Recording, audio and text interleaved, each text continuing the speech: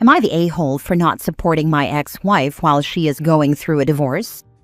My 44 male, ex-wife, 44 female, recently came to me with some heavy news. She's going through a nasty divorce. According to her, her husband has been cheating on her for quite some time, and he just told her he was moving out. She's devastated.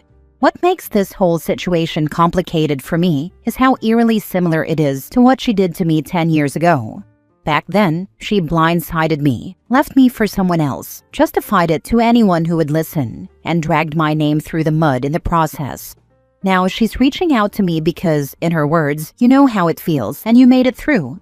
On some level, she's right. I do know how it feels. But here's the thing. Had she not spent the last decade trashing me to everyone, including our kids, and making nasty little comments about me even up until just a few weeks ago, I might feel more inclined to offer her some support.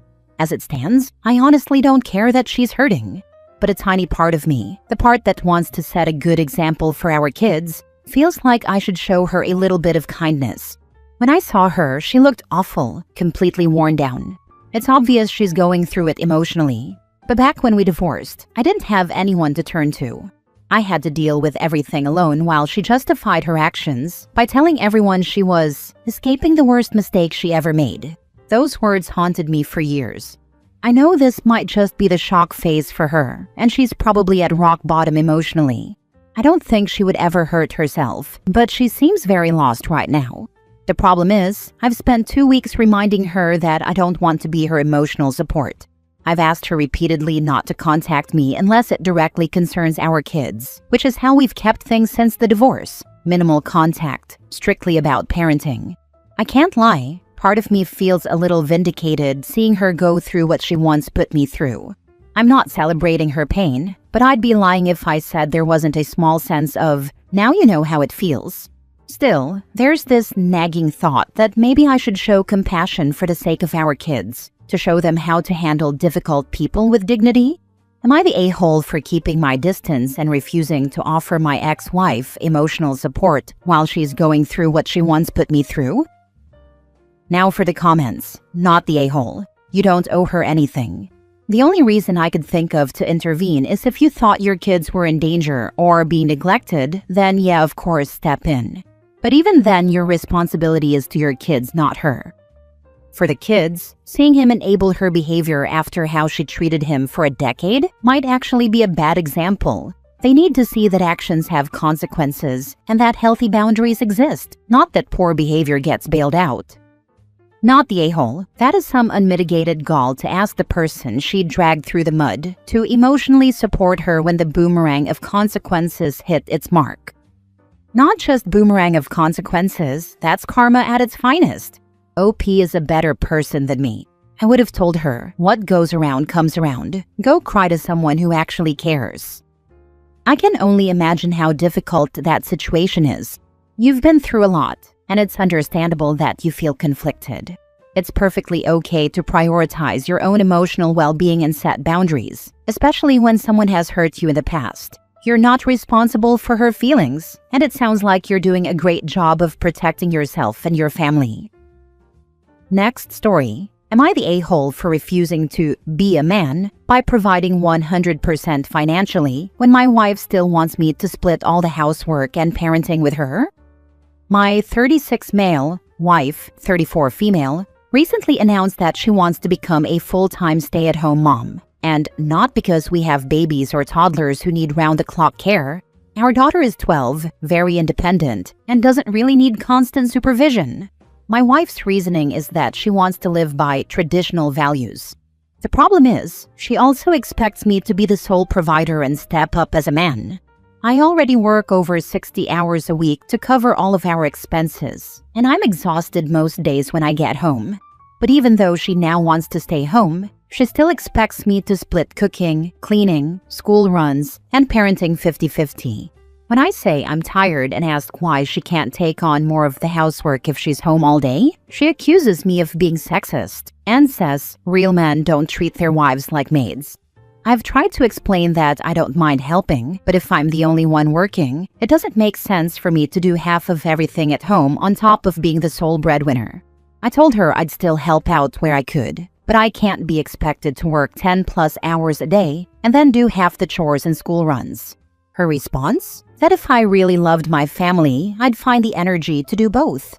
To make matters worse, she's been telling her friends that I'm lazy and just want a servant, which couldn't be further from the truth.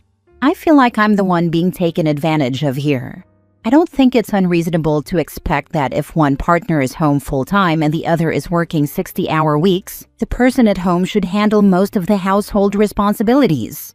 Eventually, I told her that if she really wants a perfect 50-50 split of domestic duties, then she needs to get a job and contribute financially so things are actually balanced. That did not go over well. She says I'm being controlling and unsupportive. I'm starting to feel resentful because it feels like she wants the benefits of being a stay-at-home spouse without taking on the work that usually comes with that role. I don't know if I'm being unfair for expecting her to handle more of the home responsibilities if I'm the one providing 100% of the income. Am I the a-hole for telling my wife she needs to either do more around the house if she's going to stay home or get a job and contribute financially? As a woman, you're not the a-hole. Part of the traditional wife role that your spouse claims to want is to create a soft landing pad for the person who is fully, financially supporting the family. Yes, as the dad, you still need to be there for your wife and kids in other ways, and yes, you should help at home because you live there. But 50-50? Nope. Sorry, your wife is selfish. Yeah, I'm a stay-at-home dad. My wife makes enough money to fully support our family. One of my top priorities in running our household is making sure that when she's home, it's a place where she can recover from the stress of her job. I need help sometimes, like when we're deep cleaning before a party, or I'm remodeling something and she has to keep the kids away from the power tools. But in general, the goal is for her to be relaxed and happy at home. Your wife is tripping. She can't be serious. That scenario only applies if she's working. That's what I tried to explain to her. I told her, okay, I'll do 50-50 and cut my hours to 40 a week if you get a 40-a-week job too. Not the a-hole. I say this as I'm going through a similar situation. She wants the traditional or religious roles and responsibilities when it's in her favor. The husband is 100% financially taking care of everything. The husband can't touch her money. She makes more than I do and is in a 9-to-5 job with strict hours. The husband is providing all the luxuries. But when it comes to the expectations on her from the same sources, she doesn't do any cooking. She's too tired to do the cleaning. She doesn't want to allow me to look after my parents. And she doesn't respect my wishes or decisions for the household. Thankfully for me, there are no kids and it's only been a few years, but after repeated attempts for me to reconcile, it's divorce. Yeah, when my wife was working, she didn't want me to touch any of her money either. She didn't even want it going to bills. It was just for her personal spending or whatever she decided. Glad you got out. It's looking that way for me too. Not the a-hole. I have a similar story. Me and my ex-husband agreed to relocate because I received a promotion. Long story short, he decided unilaterally that he was a house husband and that I still had to do 50% of the work around the house in addition to the 60+ hours I was working, plus business travel and all the rest. He justified this by saying, "Don't all you gals want equality?" I never, ever agreed to this, which is why he's now an ex. Next story. Am I the a-hole for wanting to leave my husband after my miscarriage? I, 34 female, have been married to my husband, 43 male, for 3 years, together for 5. His 3 kids, ages 18 to 21, live with us too. We've been struggling with infertility pretty much since we got married. Last year was really rough because I got laid off from my tech job, and a couple of weeks later, he had a stroke. During his stroke, I took on everything because he literally couldn't, and that was fine. We took a major financial hit, depleted our savings, and racked up quite a bit of debt. Fast forward to June of this year. We'd started going to a fertility clinic. I was working full-time. My husband was doing much better and had made about a 90% recovery, but I was still doing literally everything for the house. Cleaning, finances, letting the kids use my car for school and work, cooking, etc. Anytime I asked for help, it was either dismissed or turned into an argument where he'd shut me out, give me the silent treatment, and then have the audacity to expect sex later that night with no apology or accountability. I finally got pregnant in late May but lost it 6 weeks later. That experience broke me. I didn't get out of bed for a week. I was in pain. I wasn't feeding myself, and I was miserable. During the roughly 4 weeks I was out of work and depressed, he didn't do a single thing around the house, let the dishes and laundry pile up, and basically carried on as if life was fine. One night in particular, he asked if I was okay, and I told him no, that I was in pain and hadn't eaten, and he just got on his phone. He didn't even offer to get me food. To make it worse, when I finally got up and said I was making myself something, he asked me to make something for him too, knowing I was still bleeding and in pain. It took me a few months to finally wake up from the depression of losing my baby and really see how emotionally neglectful he'd been this whole year. Not to mention the financial abuse, withholding the fact that he was $15,000 behind on taxes, lying about having money for our vacation, only to have nothing, and making me max out my credit cards to cover it. Now we're filing for bankruptcy on top of everything. I decided to have a serious conversation with him and gave an ultimatum about marriage counseling. He completely dismissed everything I said, told me I was overreacting, said the financial stuff wasn't a big deal, and refused counseling. That was the soft version, but after that conversation, I seriously considered packing up and leaving. After nearly 2 weeks of silent treatment, hurtful comments, and defensiveness, he finally caved, apologized, and agreed to counseling, though he said he wouldn't like it. I thought his apology was genuine, but as soon as I kissed him and said I felt better, he immediately asked for sex. Now I feel like he's only motivated by sex, not by caring about how much he's hurt and neglected me. Even though he's agreed to counseling, I feel like I don't even want to work on this relationship anymore. But I also feel guilty because he's a good person in some ways. He goes to work every day, doesn't cheat, etc. But he's the definition of emotionally unavailable and neglectful. I've recently realized he's a dismissive avoidant, for those who know about attachment theory. So, am I the a-hole for wanting to give up without trying to work on the relationship more? Now for the comments. He's a good person because he doesn't cheat? The bar is in hell. The bar is in Satan's basement, and this guy brought a shovel. Leave as soon as possible, hun. This is red flag after red flag. If he'd acted this way before you got married, you wouldn't have married him. He goes to work every day and doesn't cheat is the bare minimum in a relationship, and you're doing the most. This is a gift in disguise. You could have actually had a kid with this guy, chaining you to him forever. I think your body was protecting you. Listen to it. See, you're 100% right. There's no way I would have married him if he'd acted like this while dating. And also I tell myself if this was a friend, I'd be screaming for her to leave. One piece that keeps holding me back is that I feel like he changed after his stroke, so maybe he just needs therapy and to work on himself. Or maybe he's always been this way, and he just dropped the facade when he was no longer healthy enough to keep it up. He used to always say, "One day you're going to get tired of me and leave." And I'd just laugh it off, but maybe he was low-key warning me this whole time. And yes, I've had thoughts lately that maybe my body was protecting me, but then I spiral into self-guilt around that. I've started therapy to try and work on that piece more. Personality changes after brain injury is a real thing. Sounds like you lost the guy you fell in love with. In my opinion, you really need to look out for your own well-being at this point and let his adult children take over. Let him implode all on his own. His brain will likely not get better, unfortunately. Last story. Am I the a-hole for refusing to combine bank accounts with my partner, even though we live together? I'm 28 female and my boyfriend is 29 male. We've been living together for a little over a year now. Things are honestly good for the most part. We split rent and bills down the middle, we take turns buying groceries, and we each cover our own personal stuff. No kids, no major joint purchases yet. A couple weeks ago, he brought up the idea of us fully combining bank accounts.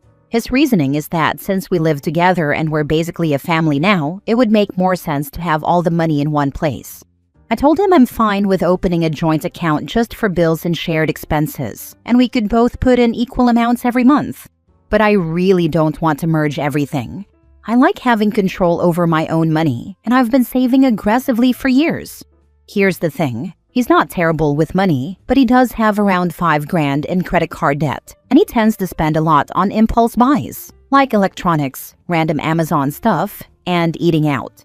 I'm the opposite. I'm more frugal and I don't want my savings mixed in and slowly chipped away because of his habits. When I told him this, he got visibly upset and said it feels like I don't trust him. He also said that if I really see us long term, why would I keep my money separate? And that it's like I'm preparing to leave. I tried explaining that it's not about planning for a breakup. It's about being responsible and protecting both of us. I reminded him I was willing to do a joint account for household stuff, but he said that feels cold and transactional. Since then, he's been kind of distant, and I can tell he's hurt. My sister thinks I'm being smart and that joint accounts are risky when you're not married. My mom, on the other hand, said she and my dad combined accounts early on, and it worked fine, so she doesn't see why I wouldn't. Now I'm second-guessing myself. Am I being too cautious? Or am I right to want to keep finances separate until there's a stronger commitment like marriage? Not the a-hole. You're being smart. Until you're married, your finances should stay separate. A joint account for bills is fair, and honestly the healthiest way to do it. Combining everything when you're not legally tied can get very messy if things go south. Yeah, this is kind of my worry. I've seen friends break up, and it gets ugly when money is fully mixed. I don't want us to ever have to deal with that. You're definitely being smart regarding money. I would absolutely not combine accounts, but what's really standing out to me is that he's punishing you for saying no. He tried to emotionally twist you into agreeing with him, you stood firm, and now he's sulking at you. Think again about your life with him. Not the a-hole. You are not even married. I've been with my wife for 18 years, and we don't share bank accounts. We have a shared one for expenses and savings, but we also have our own. Wow, 18 years. That actually makes me feel way better about my choice. Not the a-hole. He's being very manipulative and showing you how he doesn't respect your opinion. His habits will not change, and it would be wise to look at how he handles conflict and his spending behavior. If you get married, even with separate accounts, you agreed to be responsible for his habits. Finances is the number 2 reason for divorce after cheating. My ex-husband had the same habits when it came to not respecting my opinion and spending. I found secret credit cards multiple times before we split. We split paying his debt just as much as we split paying for the home that I purchased before we married, because 50% of all the equity after marriage was his. Yeah. This is why I'm standing firm on it. I do love him, but love doesn't erase debt or change spending habits overnight. If he can't respect me on something this important, it makes me wonder how he'd handle my opinions on even bigger things down the line.